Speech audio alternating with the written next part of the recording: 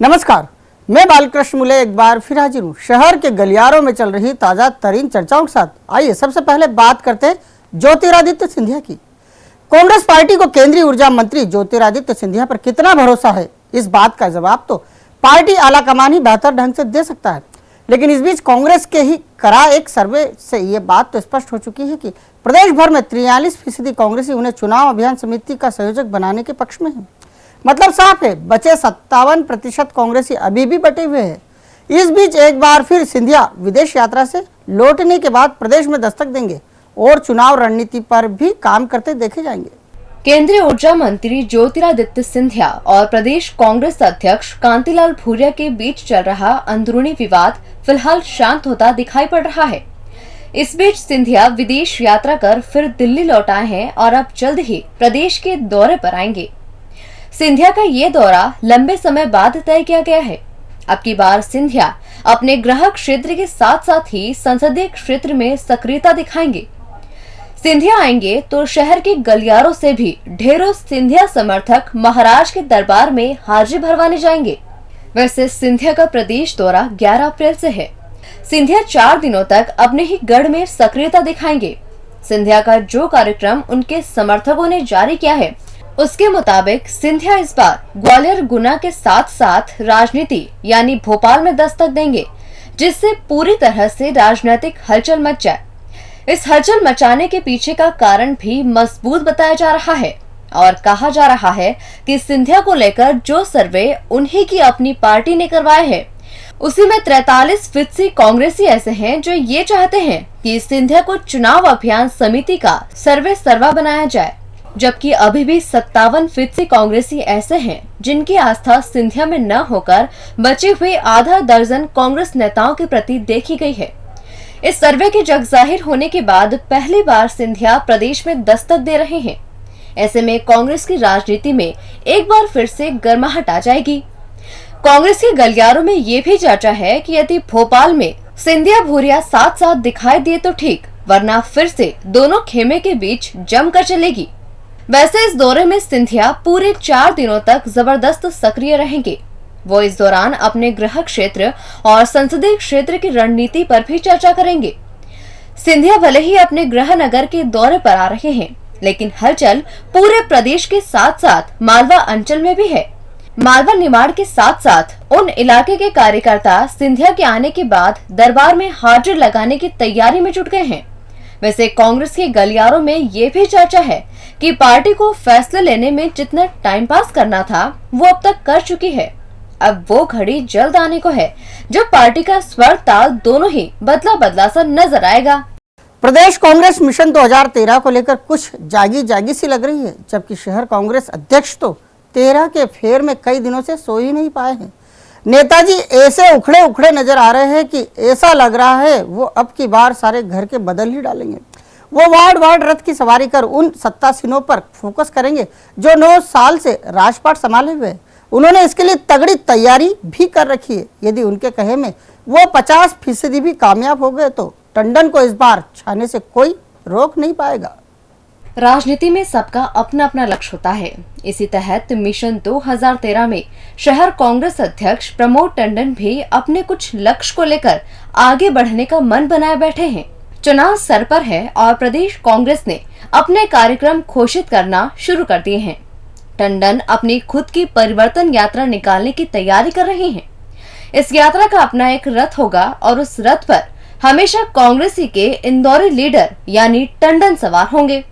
वो वार्ड जाएंगे और उनकी पोल वोल खोलेंगे, जिन्हें वो भाजपा सरकार के दमदार मंत्री यानी कैलाश विजयवर्गीय कहते हैं। वो प्रदेश सरकार को घेरने के लिए 3 कार्टूनिस्टों की टीम के बनाए कार्टूनों की प्रदर्शनी लगाएंगे। जो कांग्रेसी साथ आए उन्हें साथ लेंगे और जो न आए उन्हें उनकी हाल पर छोड़ देंगे। टंडन खुद के मिशन यानी 13 की तैयारी कुछ इस तरह से कर रहे हैं जो अब तक किसी भी कांग्रेसी ने कभी की ही नहीं होगी। टंडन इन दिनों दिन हो या रात केवल एक ही काम में जुटे हुए हैं। दूसरी बार पार्टी की कमान अपने हाथ में लेने वाले टंडन इस बार कुछ कर गुजरने के मूड में है। टंडन को इस बात का एहसास भी है कि उन्हें अपने हाथ में लिए काम के एवज में भाजपाइयों से कम और अपनों से कुछ ज्यादा ही लड़ना पड़ेगा। टंडन अध्यक्ष हैं और अभी बुराई भी जमकर चल रही है। हर कोई ऐरा गैरा गांधी भवन पहुंचकर अध्यक्ष यानी टंडन को ज्ञान बांटकर जाता है, लेकिन अब की बार प्रमोद भाई ने ज्ञान बांटने की ठान ली है। मतलब टंडन बोलेंगे और अब सुनेंगे, या यूं कहें कि टंडन बोलेंगे और पूरे 69 वार्ड के लोग सुनेंगे। हाल ही में दिल्ली दरबार में राहुल भैया को ज्ञान बांटकर लौट चुके टंडन पूर्ण रूप से नवीन परिदृश्य में नजर आने वाले हैं। उनका कार्यक्रम तैयार है और वो इस परिवर्तन यात्रा के बहाने पहले खुद में, फिर पार्टी कार्यकर्ताओं में और अंत में जनमानस को परिवर्तन करने के लिए तैयार करने निकल रहे हैं। वैसे अध्यक्ष जी के इस मैदानी कार्यक्रम से कुछ मायने भी निकलते हैं, लेकिन टंडन से जो भी कोई सीधे कुछ पूछता है तो वो भड़क पड़ते हैं और न जाने क्या क्या बोल बैठते हैं। सुनने वाले समझ ही जाते हैं कि सरकार बनाने का टेंशन सिर्फ टंडन के ही सिर पर है। जीतू जराती प्रदेश भारतीय जनता युवा मोर्चे के अध्यक्ष तो रहे, लेकिन ना तो वो युवाओं का भला कर पाए, ना ही युवा मोर्चे का। वो अंत तक ऐसे कार्यक्रम चलाते रहे जिससे दोनों के हाथ खाली ही रहे। इसके पीछे का कारण वो कार्यक्रम बताए जा रहे हैं जिनसे खासकर युवाओं को कोई दिशा नहीं मिल पाती। बस अब इसी राह अमरदीप मौर्य भी चल पड़े हैं। मौर्य अपने नगर अध्यक्ष से पार्टी के स्थापना दिवस पर वाहन रैली निकलवा रहे हैं। ऐसे में मोर्चा के गलियारों में यह चर्चा चल पड़ी है कि इन वाहन रैलियों से किसे लाभ हुआ है। जरा पीछे पलटकर देख लो एक बार। राजनीति में काम ऐसा करो जिससे समाज के अंतिम छोर के इंसान को कुछ न कुछ जरूर मिल सके, और यदि राजनीति युवाओं की करो तो कम से कम उन कार्यक्रमों को आगे बढ़ाओ जिनसे युवाओं की दशा और दिशा दोनों में अमूलचूल परिवर्तन या यूं कहें कि पूरी तरह से सुधार हो सके। लेकिन युवा मोर्चे में आया भटकाव आरएसएस पृष्ठभूमि से आए अमरदीप मौर्य भी दूर नहीं कर पा रहे हैं, बल्कि वो खुद जीतू जिराती की लाइन पर चलते दिखाई दे रहे हैं। मौर्य अपने नगर अध्यक्ष यानी भाई गोलू शुक्ला से पार्टी के स्थापना दिवस के मौके पर वो सब कराने जा रहे हैं जो पुराने अध्यक्ष जिराती पहले से ही करवाते आए हैं और अपनी जमकर किरकिरी भी करवा चुके हैं। मोर्चा के पार्टी दफ्तर में हुई बैठक में फिर वही तय किया गया जो पुरानी परंपराओं में शुमार है। मतलब बीजेपी के स्थापना दिवस पर 6 अप्रैल को मोर्चा अध्यक्ष यानी अमरदीप की मौजूदगी में बड़ा गणपति से वाहन रैली निकाली जाएगी। अब इसे अमरदीप की हसरत करार दिया जा रहा है, जिसे वो गोलू शुक्ला के कांधों पर बैठकर पूरा करने वाले हैं। वैसे जिराती की एक रैली इस बड़ा गणपति की वंदना से शुरू होकर पार्टी कार्यालय आई थी, जिसका दंश झेल चुके शहरवासी उस दिन को याद कर आज भी सहम जाते हैं। बड़ा गणपति से निकलने वाली रैली से किसे क्या मिलेगा? क्या एक रैली से पार्टी युवाओं में कोई संदेश देने में कामयाब होगी या फिर केवल लोगों की भावनाओं के साथ खेलेगी? वैसे कोई कुछ भी कहे, लेकिन स्थापना दिवस और वाहन रैली कुछ तालमेल बैठता दिखाई तो नहीं दे रहा है। बस इस रैली में जो होगा वो ये कि अमरदीप भी जीतू जिराती बन जाएंगे। जैसे लोग पहले उन्हें कोसते आ रहे थे, फिर उन्हें भूलकर यानी जीतू जिराती को भूलकर अमरदीप को कोसते नजर आएंगे। गोलू भैया का क्या, वो तो पहले भी बच गए थे और छोटे होने के कारण इस बार भी बच जाएंगे। लेकिन रैली में अगर कुछ कम ज्यादा हो गया तो आपकी संगठन क्षमता पर ढेरों प्रश्न खड़े हो जाएंगे। फिर न कहना ये क्या हो गया, मैं तो पार्टी को मजबूत करने चला था और खुद कमजोर हो गया। अब खाकी को भी जल्दी इंग्लिश विंग्लिश करते सुना जा सकेगा। खाकी पहले से कुछ ज्यादा हाईटेक रूप ले चुकी है, जबकि उसका निचला स्टाफ अभी भी इंग्लिश भाषा के जुबान पर नहीं चढ़े होने से अनपढ़ों सा व्यवहार करता देखा जाता है। कभी कभी तो इंग्लिश झाड़ने वालों को वो जवाब भी नहीं दे पाते। ऐसे में अब वो दिन दूर नहीं जब पुलिसकर्मी भी फर्राटेदार अंग्रेजी बोलते सुने जाएंगे। इसका फायदा उन पर्यटकों को भी मिलेगा जो अपनी पीड़ा कई बार खाकी के निचले स्टाफ के सामने बयां तो कर देते हैं, लेकिन खाकी है कि कोई रिस्पॉन्स ही नहीं दे पाती। पहले से कंप्यूटराइज्ड हो चुकी खाकी अब अपने उन माथतों को फर्राटेदार अंग्रेजी बोलने की ट्रेनिंग देने पर गंभीरता से विचार कर रही है, जिन्हें अंग्रेजी भाषा का तनिक भी ज्ञान नहीं है। खाकी के आला अधिकारियों की सोच है कि महकमे में इस भाषा के ट्रेनिंग से अमले का आत्मविश्वास तो बढ़ेगा ही, साथ ही वो उन शिकायतों को भी ठीक ढंग से पढ़ सकेंगी जो थाने थाने पहुंच रही है। और यदि ऐसा होता है तो पुलिस का पूरा चेहरा जैसे बदल ही जाएगा। अगर हम आज की बात करें तो पूरे प्रदेश भर के थानों में तैनात ज्यादातर खाकीधारियों को अंग्रेजी का कोई ज्ञान ही नहीं है। ऐसे में यदि कोई इंग्लिश भाषा का जानकार थाने में आप बीती घटना की शिकायत करने पहुंचता है और फर्राटेदार अंग्रेजी बोलता है तो थाने पर तैनात खाकीधारी के चेहरे पर पसीना छूट जाता है। वो फरियादी के चेहरे को देख केवल ये नाटक तो कर लेता है कि वो सब कुछ समझ रहा है, लेकिन फरियादी क्या बोल रहा है उसे वाकई में कुछ समझ ही नहीं आता। अंत में वो केवल फरियादी को बैठो बोलकर खुद खड़ा हो जाता है, आला अधिकारी को सूचना देता है और फिर खुद कुछ नहीं कर पाता। पुलिस के आला अधिकारियों ने इसी समस्या से निपटने के लिए अब मन बनाना शुरू कर दिया है कि जल्द ही ऐसे पुलिस कर्मियों के लिए थाने में ही इंग्लिश की क्लासेस शुरू करवाई जाए और फिर जब ये क्लासेस थानों में लगेगी तो ग्रुप डिस्कशन शुरू होगा और खाकी का निचला स्टाफ भी फर्राटेदार इंग्लिश बोलने लग जाएगा। वैसे खाकी अब इंग्लिश फिंग्लिश करे इसके लिए थाने सिलेक्ट करने का काम भी किया जाएगा। सबसे पहले उन थानों के पुलिस कर्मियों को मुख्यालय प्रथम पंक्ति में रखेगा जिन थाना क्षेत्रों में पर्यटक पहुंचते हैं और उनके सामने ऐसी समस्याएं खड़ी होती है। ये प्रयोग अगर वहां सफल होते हैं तो पूरे प्रदेश में इसी अभियान को लगातार चलाया जाएगा।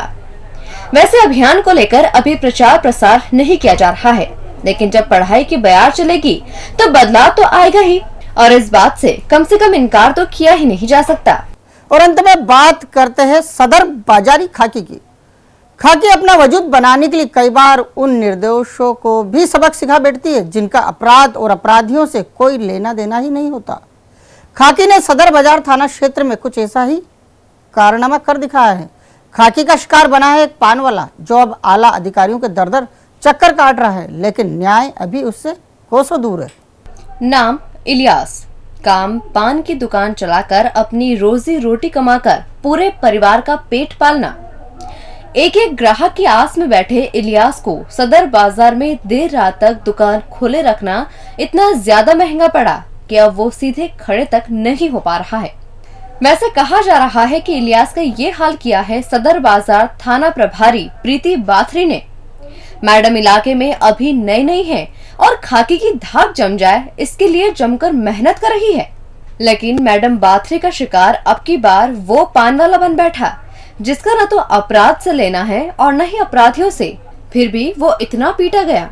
वैसे अगर घटनाक्रम की बात करें तो इलियास का कहना है कि वो दुकान पर बैठा था, तभी दुकान के सामने कोई लड़ बैठा और कुछ ही देर में चला भी गया, लेकिन वो उन्हें नहीं पहचान सका। कुछ देर बाद यानी रात 11:30 बजे विवाद की सूचना मिलते ही तमतमाई मैडम यानी थाना प्रभारी मौके पर पहुंची और मैडम का रुतबा शायद इलियास भाई समझ नहीं पाए होंगे।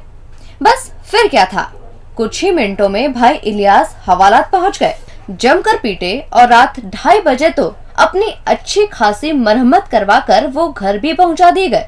अब उन्हें बैठते उठते नहीं आ रहा है, लेकिन खाकी का खौफ ऐसा है कि मैडम जी फिर कहीं ना आ जाए, इसलिए शिकायत लेकर आईजी विपिन माहेश्वरी जी के दरबार में पहुंच गए। बेटाइम पहुंचे इलियास को साहब तो नहीं मिले, लेकिन एक डीएसपी मैडम को आप बीते लिखित में दे आए। इलियास के साथ जो कुछ भी हुआ उसकी पूरी जानकारी सदर बाजार में फैल चुकी है और साथ में मैडम प्रीति बाथरी का नाम भी। ऐसे में लोग उदाहरण देने में नहीं चूक रहे हैं। सूद सावल में रहो वरना बाजार में निर्दोष भी पिट जाते हैं, फिर जो बच रहे हैं वो तो दागदार हैं। ऐसे में फिलहाल थाने का रुख भी ना करो, ना कोई ऐसा काम करो जिससे आपका और मैडम का आमना सामना हो जाए।